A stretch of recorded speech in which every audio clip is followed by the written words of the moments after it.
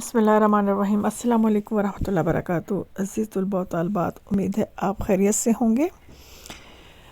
Class 10th का chemistry का नया बोर्ड पैटर्न FBISC की तरफ से आ गया है। आप इसको अच्छी तरह देखिए। ये SLOs बेस्ड है।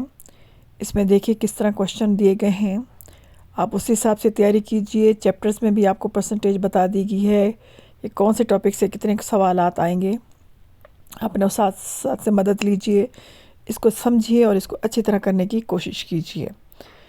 बिल्कुल बोर्ड पैटर्न पे अमल करेंगे तो इंशाल्लाह ताला आपको बहुत अच्छी तरह समझ आएगा और आपकी तैयारी भी बहुत अच्छी हो जाएगी इंशाल्लाह ताला। बहुत जल्द जो है ना तमाम सब्जेक्ट्स के फरवरी के फर्स्ट वीक में जो है ना वो MCQs अपलोड होना शुरू हो जाएंगे, उसका थोड़ा सा इंतज़ार कीजिएगा।